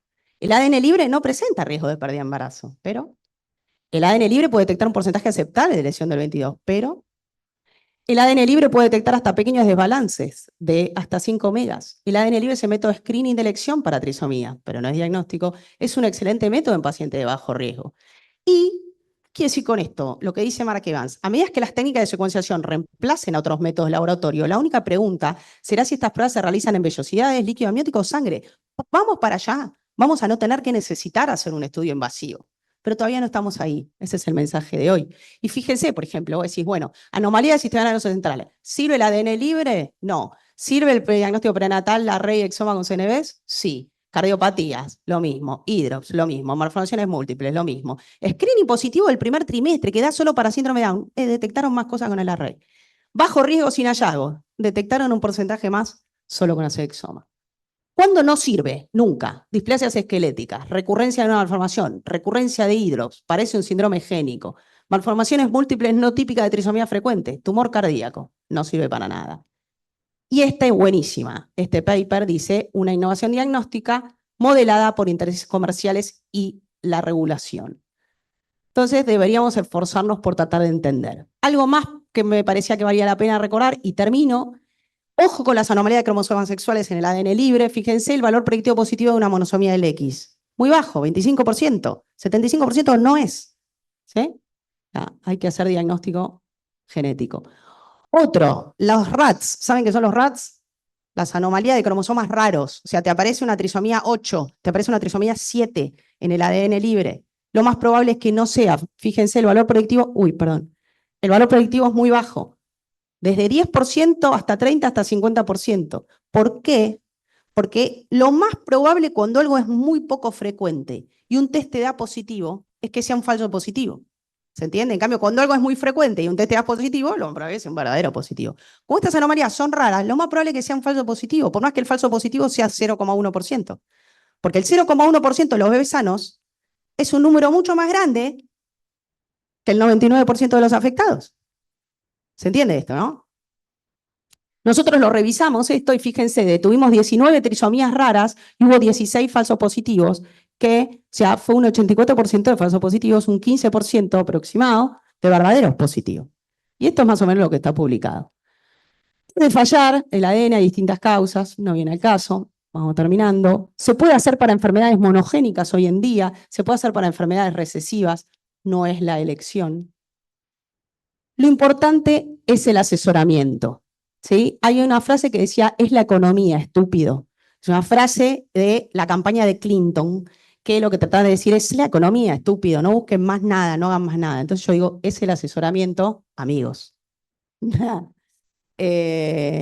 Para no decirle estúpido a nadie. Esta es una serie que se llama Mad Men, la señora tiene un cáncer de pulmón, el médico le está diciendo al marido que la mujer tiene un cáncer de pulmón. Aparentemente, las mujeres a fines de los 60 no estábamos capacitadas para recibir esa información, se la tienen que dar al padre o al marido. Algo que nos parece una ridiculez hoy en día, por eso tiene que ver con el asesoramiento. Por ahí, todo esto que estoy diciendo yo de poner agujas es una ridiculez en breve. Y los pacientes no quieren recibir más una aguja en la panza. Entonces es importante que nos sentemos a hablar con los beneficios y los inconvenientes de todo. Finalmente, nosotros tenemos una residencia de genética, dura 2 años, está avalada por la CONIAU, es remunerada, así que pueden venir. Y nada, como conclusiones, la genética se está metiendo en todos lados, no la dejen pasar. Gracias.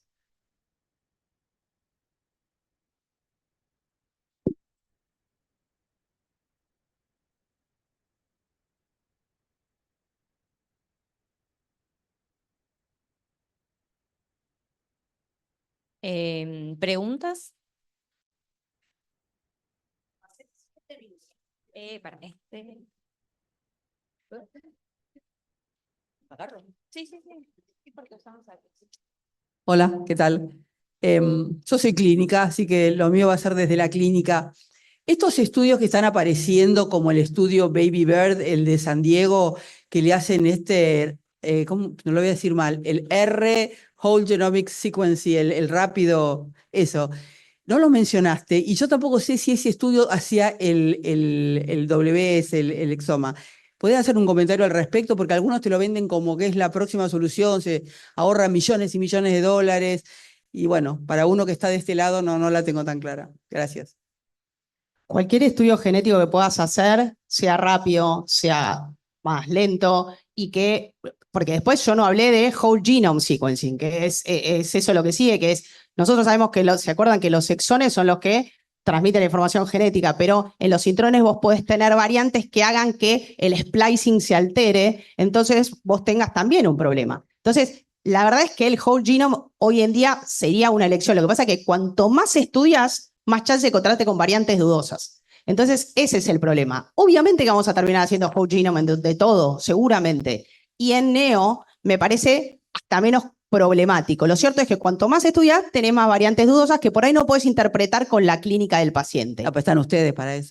No, pero a nosotros también nos pasa. Lo que digo es O sea, que hay estados de Estados Unidos que, por lo que yo estuve leyendo, están haciendo de rutina es esto. que te sale mucho más caro tener intubado a un chico cuando sabes que no va a vivir. El día de Neo te sale mucho más caro que cualquier estudio genético.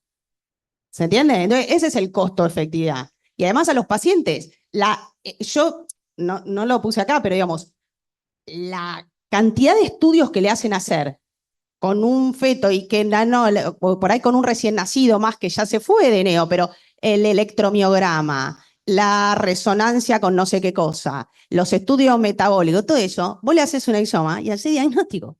Entonces, eso es el conundrum de la catarata de estudios, la catarata de tiempo, la catarata de no tener diagnóstico. Entonces, hoy en día sirve sobre todo para decir, ¿cuál es el pronóstico de este chico? ¿Lo vamos a poder hacer? Ahora te encontrás con problemas. Ese es el... Pero el estudio es el del Baby, que es el único que leí, el de San Diego. No sé cuál es ese de Pero Baby, no sé. el Baby Bird de San Diego, ellos no hacen exoma, lo que entendí yo, hacen el W, El whole genome. o sea, está, en Genoma. ese abarcaría todo, digamos. Sí. Caro, pero abarca todo. Sí, no, el problema con eso es qué haces con lo que te encontrás, porque encontrás muchas variantes que no tenés suficiente información, no tenés base de datos, no sabés cómo se va a comportar en ese recién nacido. Entonces, ese es el problema. Sí, hay que estudiar, como dice Miguel, hay que estudiar a los padres, y es verdad, pero a veces tampoco, porque el padre por ahí tiene una variante, que el hijo tiene una variante. Todo esto parece maravilloso. Hay que amacarse. Nosotros nos hemos amacado con varios hallazgos que no tienen que ver con lo que estamos viendo en el feto. El padre también lo tiene, y vos decís, pero no será una expresividad variable, y puede ser. Pero claramente Neo es de elección, por lo menos un exoma. Si además después querés hacer un whole genome, excelente. Yo creo que vamos hacia allá, no digo que no. Pero nada, hay que aprender a amacarse con las variantes dudosas. Pero cuando alguien me dice, ay, bueno, pero vos haces todos estos estudios, te encontrás variante dudosa, le digo, sí, cada vez que pones un ecógrafo y encontrás una genesia de cuerpo calloso, también es una variante dudosa. Una genesia de cuerpo calloso puede ser nada o puede ser gravísima. Entonces, y un ecógrafo hay en cualquier rincón del país. Entonces, no nos preocupan las variantes dudosas, sí teniendo en cuenta qué es lo que estás buscando y qué es lo que estás eligiendo. Pero Neo no hay duda. Yo tenía una pregunta acá. Hola, ¿qué tal?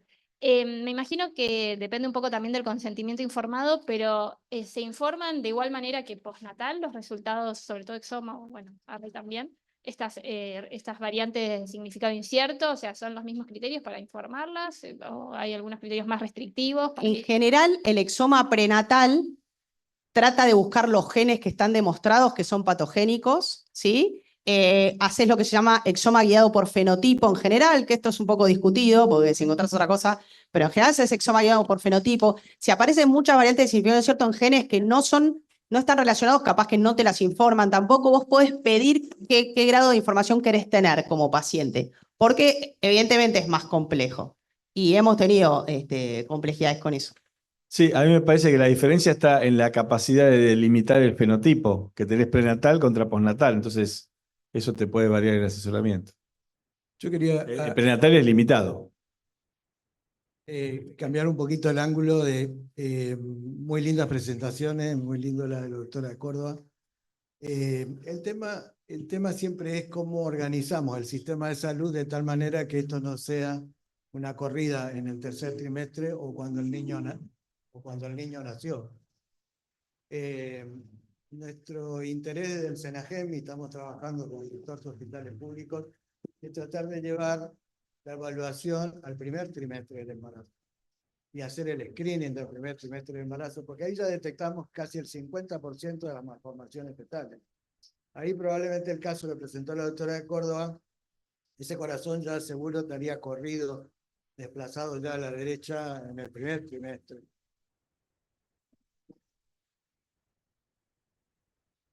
No, digo porque tratemos de llevar, o sea, muy interesante, la verdad, genial lo que están haciendo en Córdoba, en un segundo nivel de atención o tercer nivel, no sé en qué nivel lo ubican. O sea, ver los niveles, pero el primer trimestre, el primer nivel de atención pasa a ser muy importante. Y ahí está, porque después ya venimos tarde, digamos, y después corremos con los estudios. Los padres también se plantean en la interrupción del embarazo, se interrumpen los embarazos, como acá se dijo, a veces sin sentido. Entonces, es todo un problema. Entonces, si por algo tenemos que empezar, es tratar de empezar por el primer trimestre. La gente no consulta en el primer trimestre. Bueno, hay que promover la consulta en el primer trimestre. No tenemos screening en el primer trimestre. Bueno, hay que tratar de que haya el screening completo, combinado en el primer trimestre. Es decir, ahí ya empezamos a separar una cantidad. Hay malformaciones que ya son 100% detectables en el primer trimestre y no en el segundo. O sea, recién nos encontramos en el segundo. Entonces tenemos todo un problema del sistema de salud de que hace que todas estas cosas se nos acumulen y dificulta mucho el diagnóstico, porque después pasamos a un exoma y resulta que, no sé, la señora estaba en tratamiento con Roacutan y era un retinoide lo que estaba tomando, diríamos, ¿no? Es decir, hay que tratar de, diríamos, ver todo el esquema, ver los niveles de atención. Es excelente que se formen, y es nuestra pretensión que se formen equipos de diagnóstico prenatal, por lo menos en los hospitales de derivación, es muy importante, pero no nos olvidemos de llevar eso al primer trimestre y hagamos el escalonamiento, de tal manera que muchas cosas las vamos a detectar. Tenemos tiempo de hacer los estudios para llegar al asesoramiento, como dice Florencia, porque la verdad nuestro objetivo es tratar de encontrar una etiología de lo que pasa y poder saber recurrencia, poder saber riesgo para la familia, riesgo para este mismo individuo. Entonces, primer trimestre, yo diríamos nosotros, inclusive en las reuniones del ministerio, insistimos en sistematizar el estudio del primer trimestre. Y un pequeño detalle, y con eso termino, es el tema de la anatomía patológica. Un poco lo nombró acá Florencia. Tenemos una deficiencia muy seria con evaluar al recién nacido que se nos murió, al neonato muerto, porque la verdad que tenemos pocos anatomopatólogos especializados en evaluaciones de malformaciones fetales. Y la verdad que cuando nos falla todo el esquema, o sea, no hubo estudio en el primer trimestre, se encontró rápidamente algo en el segundo trimestre, se interrumpió el embarazo o llegó hasta el final, a veces, y no se pudo hacer estudio porque la disponibilidad, todo lo que mostró Florencia acá, bueno, hay que tenerlo disponible, ¿no? La disponibilidad no está al alcance de la mano. A veces la anatomía patológica, al último, es lo que nos termina dando por lo menos algunas claves hacia dónde ir. Y a veces el diagnóstico, a veces nos da el diagnóstico. Pero para eso necesitamos reforzar el tema postnatal, porque yo siempre digo, el prenatal es postnatal también. Si tenemos que ver, después tiene que haber un genetista que evalúe clínica, evalúe la anatomía de ese feto, porque hay veces que ahí nos damos cuenta qué es lo que estaba pasando y que no habíamos podido detectar previamente en el embarazo, ¿no? Una cosa, por supuesto que yo estoy de acuerdo en que se haga autopsia de todo lo posible, ¿no? Todo lo que vas a interrumpir, autopsia, todo lo que tiene una malformación, autopsia, o sea, los anatomopatólogos son muy importantes, pero lo que digo es, por ejemplo, el sistema nervioso central es muy común que no te lo sepan identificar bien, ¿no? Se licuó, era una babita, no lo pude ver, entonces, digamos, tiene que ser todo en conjunto. Y una cosa, lo que vos decís del primer trimestre, yo te la tomo, pero la verdad que en el mundo desarrollado se están haciendo muchas más amniocentesis en tercer trimestre. Porque también es cierto que estamos diagnosticando muchas más cosas también más tardíamente. A mí me encanta el primer trimestre, hago un montón, pero hay cosas que no se ven. Miguel, esta es la verdad también, ¿no? Hay cosas que no se ven. Y hay cosas que la diagnosticás en la 20. Y hay cosas que la diagnosticás en la 20 y empezás a dudar y decís, vengan 2 semanas, porque la verdad que si está el corazón, no está mirando para abajo, vuelva. Y la verdad que, y hay cosas que también aparecen en el tercer trimestre, sobre todo el sistema nervioso central. Entonces, digo, no sé si el punto sería ese, sino el punto para mí más importante es poder tener acceso a hacer estudios genéticos de calidad, porque otra cosa es los pacientes no vienen en el primer trimestre, tanto como en el segundo trimestre, y mucho más en el hospital público, entiendo. Bueno, claro, en realidad con respecto a eso también quería, bueno, aportar. En el hospital es un hospital de tercer nivel, pero también realizamos screening porque no hay un programa provincial de screening. Entonces hemos absorbido muchos de los screenings de la provincia, no, de la ciudad de Córdoba, si no, no se podría. Y la verdad que nos pasa eso, nos encontramos limitados con los estudios genéticos, porque podemos hacer punciones, que cada vez hacemos más punciones de vellosidades, a lo contrario de lo que decía Flor, cada vez hacemos más, pero solamente le podemos ofrecer cariotipo. Entonces, después tenemos un montón de translucencias aumentadas o hallazgos que también las tenemos que continuar. Y si bien tenemos la ley de interrupción, no todas son las pacientes que interrumpen, entonces también nos quedamos cortos con los estudios. Y por el otro lado, yo también trabajo en la parte privada y viene todo lo contrario, pacientes que se hacen el ADN fetal, y en realidad después de ese estudio dicen, no, yo no me hago el screening combinado simplemente porque ya me dio bien el ADN, que tampoco reemplaza. Entonces creo que hay que ver de poder integrar los conceptos. En la parte pública está buenísimo hacer el screening, detectamos cada vez más cosas, podemos hacer mejores seguimientos y podemos avanzar hacia el manejo interdisciplinario, seguir promoviendo también la eco de la semana 35-37, la detección de las anomalías también, de que no sea una simple ecografía tocoginecológica también la que se realiza en el tercer trimestre, porque sucede que después de que se hace la ecomorfológica van, se hace una biometría y no pasó nada, y hay muchos hallazgos que solamente son posibles de diagnosticar a finales del segundo o en el tercer trimestre, y eso también hay que valorarlo y ver que se haga en un lugar como corresponde. Hemos estado haciendo nosotros, usted en la Comisión de Mortalidad del Hospital, empezando a valorar todos los fetos muertos, y nos pasa eso también con anatomía patológica, y también falta comunicación. Entonces se envía y se dice, bueno, manda autopsia. Entonces la médica ahora lo que intentamos hacer, bueno, yo la llamo o me acerco y le digo, mira, yo en la ecografía le vi esto, cuáles son los hallazgos, porque también suma a que encontrar también el feto o el recién nacido o lo que necesite hacer, el análisis, sin un contexto. Entonces también está bueno que donde estemos, comunicarnos, hablar con el anatomopatólogo, explicarles, decirles, y poder ir reevaluando. Entonces a raíz de eso también, viendo todas estas muertes fetales, no ha habido un análisis también adecuado siempre cuando la paciente entra, para poder hacerle el diagnóstico. Y después esas pacientes se pierden. Entonces quizás llegó y no se hizo la serología completa para poder valorar, no se completó toda la historia clínica. Entonces, bueno, también es una forma como de ir avanzando en eso. Que también nos dan información. Yo lo que quería decir o marcar de las dos charlas, me parecieron fantásticas las dos. Me parece que hay que ir a por todo, como la doctora Petraki nos explicó, nos enseñó hoy, pero también un poco acorde a lo que decía el doctor Aguirre, hay una deficiencia que yo veo desde arriba hacia abajo en el sistema público nacional del manejo de la medicina fetal. No, estamos todos tratando de hacer cosas y no hay una bajada de línea. Por ejemplo, Alicia lo contaba, en la provincia, el screening en la provincia de Córdoba se hace bien, acá en la ciudad de Buenos Aires se hace, pero cuando nos vamos un poco más hacia el interior o al interior de la provincia de Buenos Aires, al interior de la provincia de Córdoba, al resto de las provincias, el seguimiento de las pacientes es completamente asimétrico. Entonces tenemos una paciente que quizás del sistema privado puede acceder y pagar el exoma que lo mandamos a Alemania y pueden pagar los $2.000 que cuesta, y tenemos una paciente que no se hizo ni una TN sin la sangre. O sea, es como muy asimétrico en el país, o sea, pensándonos en forma federal, el acceso a la medicina fetal. Y eso es algo que me parece que estas jornadas y estos lugares de encuentro son muy importantes para obviamente actualizarnos y saber qué es lo mejor que le podemos ofrecer a todos nuestros pacientes, pero también para darnos cuenta que no es posible que todos accedan a eso, ¿sí? Y por ahí exigir implementación de políticas a nivel municipal, provincial, nacional, que regulen y ordenen. Yo creo que esa es la gran falla que tenemos a nivel nación. Sumo una pregunta que hicieron online que me parece que va por la misma línea, así responden las cosas o siguen hablando.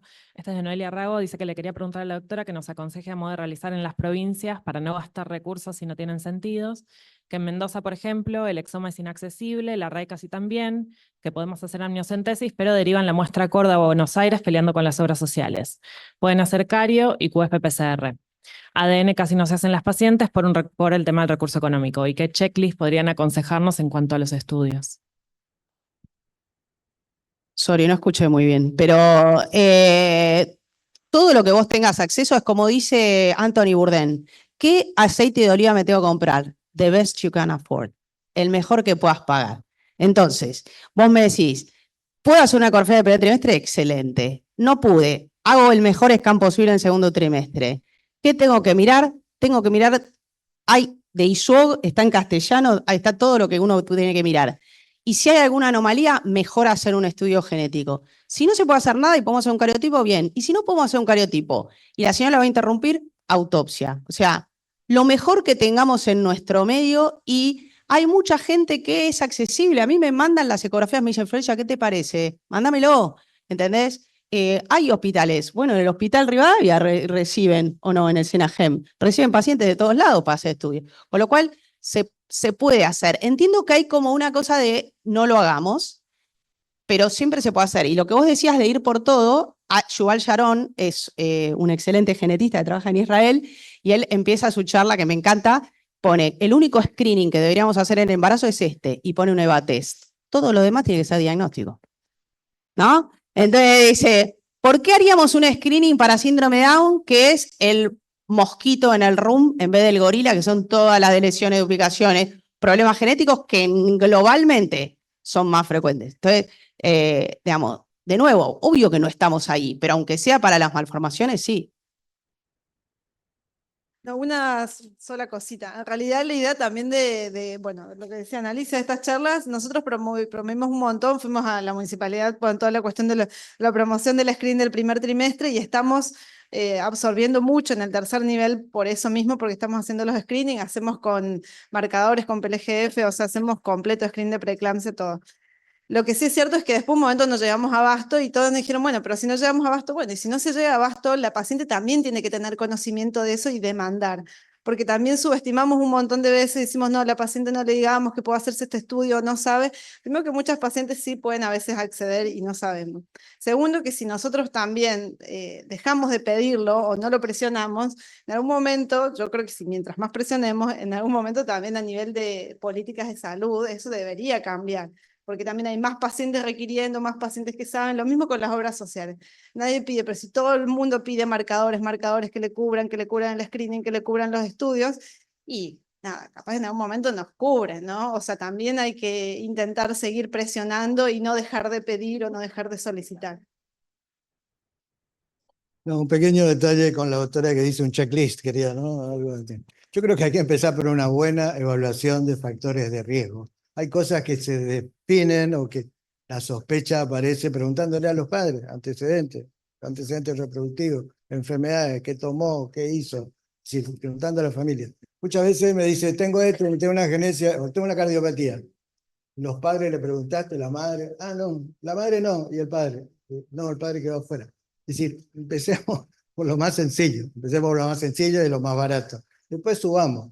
Y un detalle, Florencia, con el tema del primer trimestre, es que la verdad que el screening del primer trimestre empezó siendo para Down, y la verdad que ahora para Down es lo que menos sirve, tal vez. No es que no menos sirve, pero hay otras urgencias. Lo que tiene es una buena, lo que tenemos que tratar de hacer en el primer trimestre, una buena evaluación de la anatomía fetal, para eso sirve. Una ATN grande, hoy sabemos que la ATN aumentada no es por Down solamente, cardiopatías aisladas, síndrome, plasia esquelética, metabólica, es decir, es un gran marcador para anomalías congénitas en general. O sea, una ATN aumentada es algo que lo tenemos que seguir, y si no nos da nada, verlo al nacimiento, diríamos. Entonces, por eso, y la preeclampsia es la otra parte, bueno, como genetista por ahí ese tema nos queda un poco afuera, pero el riesgo de preeclampsia también es una de las cosas. O sea, la anatomía fetal, hacer un buena anamnesis de todos los antecedentes de riesgo, la verdad que ahí, si lo hacemos bien, descubrimos un montón de cosas. A veces la madre es nuna, ni estamos preocupados por la ATN grande y estamos por pedir un cariotipo, y resulta que me pasó la otra vez que cuando estábamos en pandemia, la señora se acuesta, una ATN aumentada, no sé si ya no era higroma, porque viste que tiene higroma.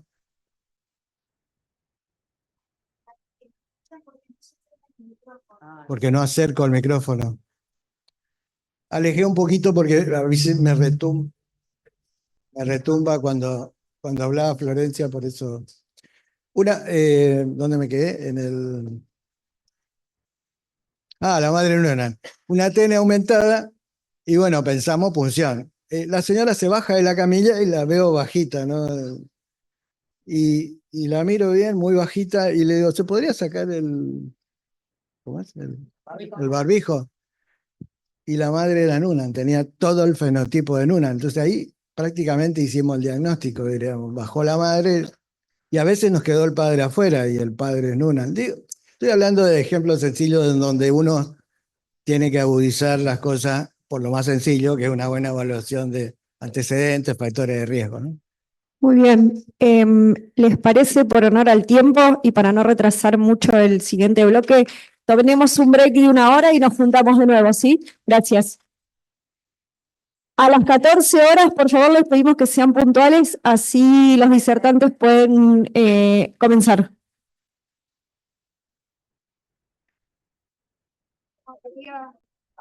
Recording stopped.